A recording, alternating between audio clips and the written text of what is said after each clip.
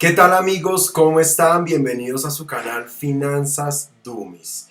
El día de hoy voy a hablar de un estado financiero que utilizan las empresas para determinar cómo está su situación financiera en un momento determinado, pero que también nos puede servir a nosotros como personas o como individuos para establecer o para tomarle una foto a nuestra situación actual financiera.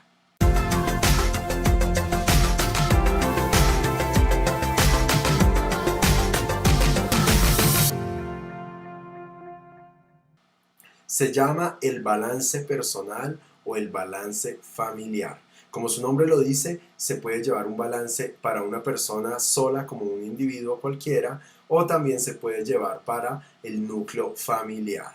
Este estado financiero lo que hace es que toma una fotografía de cómo están mis finanzas en un momento determinado y esa fotografía me muestra cómo estoy yo, con qué tanto tengo, qué tanto debo, cómo está mi situación actual y adicionalmente me permite que pasado o transcurrido un lapso de tiempo, como puede ser mínimo unos 6 meses, podamos compararlo con otro estado financiero y ver cómo ha evolucionado nuestra situación. Es como la fotografía que le toman a uno cuando ingresa a un gimnasio, el antes y el después. Nos permite ver si estamos mejorando con las decisiones que tomamos o si por el contrario estamos empeorando, y de esta manera nos facilita el corregir acciones que estén afectando nuestras finanzas personales. Vamos a ver aquí el documento en pantalla, vamos a entender o vamos a ver que el estado financiero es muy sencillo. Tenemos aquí una parte donde hay unas categorías, hay unas columnas y hay una parte inferior donde hay un gráfico y un análisis que les voy a explicar. ¿Listo? Entonces, lo primero que debemos tener es que aquí vamos a colocar a quién pertenece el balance que estamos haciendo. Entonces vamos a colocar que este es el balance de la familia Pérez Díaz. Luego vamos a colocar la fecha en la cual tomamos la fotografía, es decir, la fecha en la cual analizamos nuestras finanzas. Luego hay dos columnas o dos familias de datos, que es lo que vamos a registrar en el formato. En la parte izquierda están los bienes, que es lo que los contadores llaman en las empresas los activos. Aquí hay bienes de todo tipo, hay campos para registrar todo tipo de bienes. Y en la parte derecha está la lista de deudas. También hay campos para registrar todo tipo de deudas. ¿Listo? ¿Qué es importante saber? Que para cada uno de los campos debemos colocar al frente el valor actual, el valor a la fecha de ese tipo de ítem, por llamarlo de alguna manera. Entonces aquí me dice el efectivo, vamos a colocar cuánto dinero en efectivo tenemos. Cuentas de ahorro, vamos a colocar el saldo total de las cuentas de ahorro. Lo mismo si es para cuentas corrientes, bonos o acciones. Aquí les hago una aclaración. Si ustedes tienen un paquete de bonos o un paquete de acciones en el cual han invertido, pues lo pueden registrar acá, pero tienen que hacerlo al valor de mercado actual. Si por ejemplo la fecha es hoy, no sé, vamos a colocar que es 8 de marzo del 2024, tengo que mirar mis bonos o mis acciones en cuanto están valoradas a la fecha, de acuerdo con la bolsa de valores en las cuales estén cotizando estas acciones. Yo aquí coloqué un ejemplo de que esta persona o esta familia Pérez Díaz tiene 500 acciones de Ecopetrol, y si vemos la página de la Bolsa de Valores de Colombia, para la fecha del 8 de marzo, la acción de Ecopetrol estaba cotizando en 2.055 pesos. Es decir, que esta familia tiene 500 acciones por 2.055 pesos, tiene 1.027.500 pesos en acciones, y de esta manera determinó el valor de sus bonos a precios de mercado en la fecha correspondiente. ¿Listo? Aquí hay un campo que se llama valor efectivo en seguro de vida.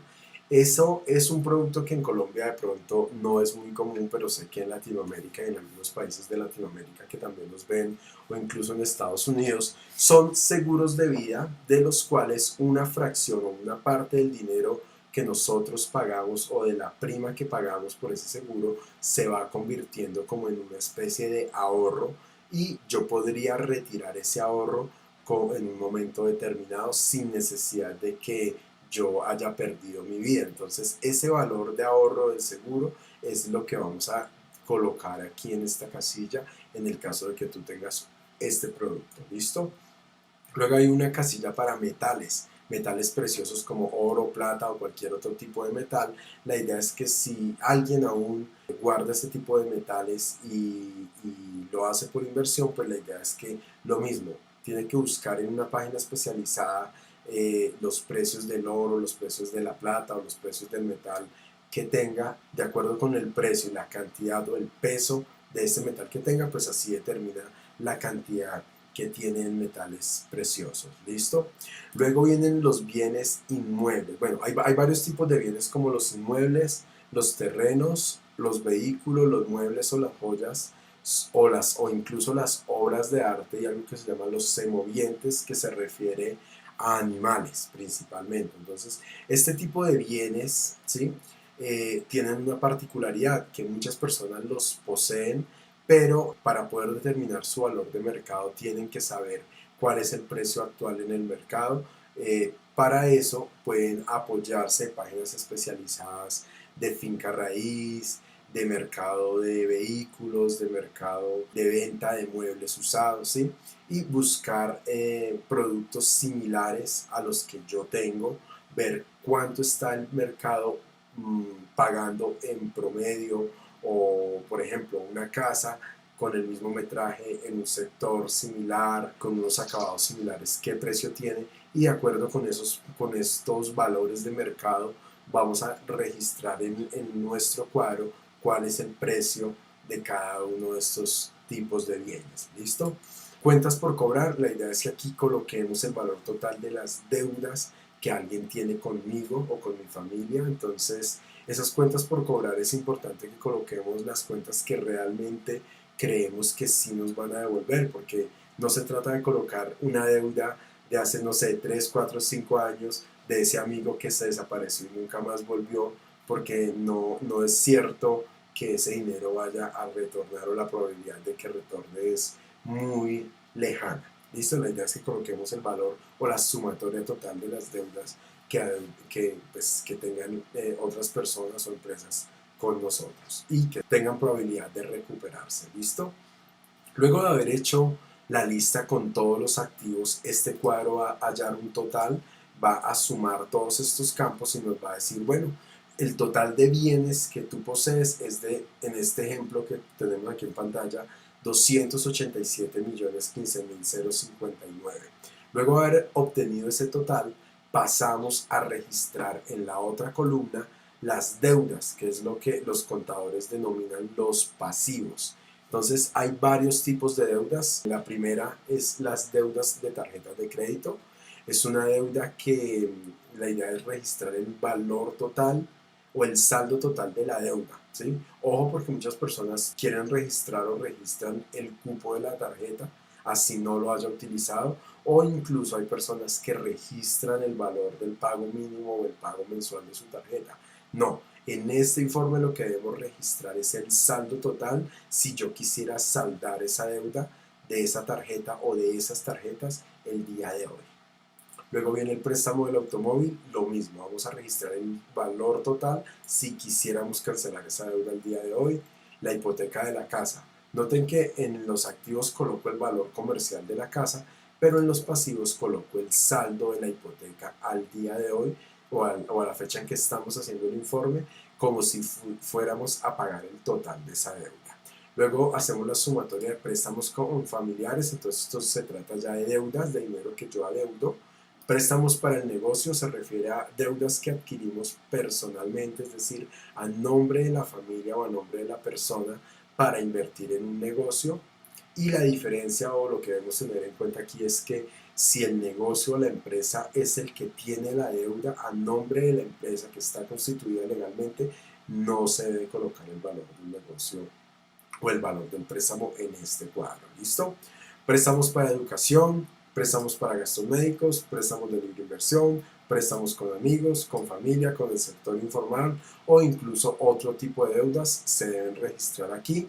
Luego hacemos la sumatoria o el cuadro automáticamente hace la sumatoria total de las deudas y nos dice esta familia tiene 232 millones de deudas, luego tiene 287 millones en bienes y 232 millones de deudas. Si a los bienes le resta las deudas, nos muestra un valor neto que corresponde al valor del patrimonio. En este caso, esta persona tiene un patrimonio de 54.780.505 pesos. ¿Qué indica este valor? Que si esta persona vendiera todos sus bienes o utilizara todos sus bienes para pagar todas sus deudas, luego de hacer esta operación, dejar sus deudas en cero, esta persona aún le sobrarían 54 millones de pesos aproximadamente.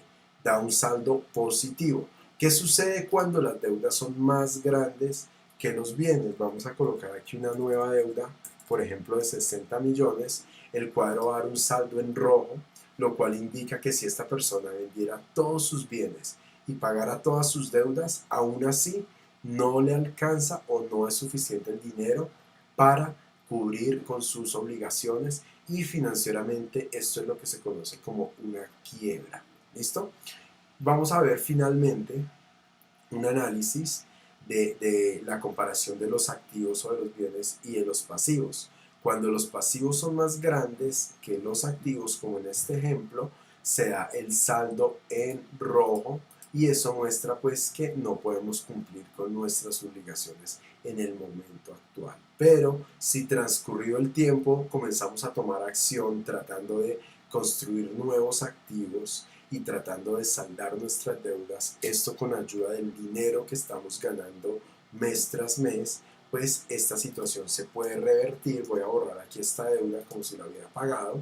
Y cuando los activos son mayores al pasivo, estamos teniendo una evolución en nuestras finanzas. ¿Cuál es el objetivo? Que el valor del patrimonio crezca con el paso del tiempo. ¿Cuál es mi recomendación? Que ustedes estén haciendo este estado financiero por lo menos una vez cada 6 meses y estén comparando las dos fotos. Aquí hay una fórmula que es muy conocida en el mundo financiero, que es cuando yo le resto a los activos los pasivos, ¿sí? Si yo cojo los activos y le resto a los pasivos, el resultado se llama patrimonio. Es la manera de calcular el patrimonio, tomar los bienes y restarle las deudas para saber cuál es el patrimonio de esta familia o de esta persona. Pero también hay otra fórmula y es que si yo sumo las deudas más el patrimonio, eso me va a dar el valor de mis activos. Financieramente me dice, mis activos es lo que yo tengo y mi patrimonio más mi pasivo es la manera en cómo financio mis bienes. Es decir, que si yo tengo unos bienes, los adquirí una parte con deuda y otra parte con el patrimonio que he logrado construir.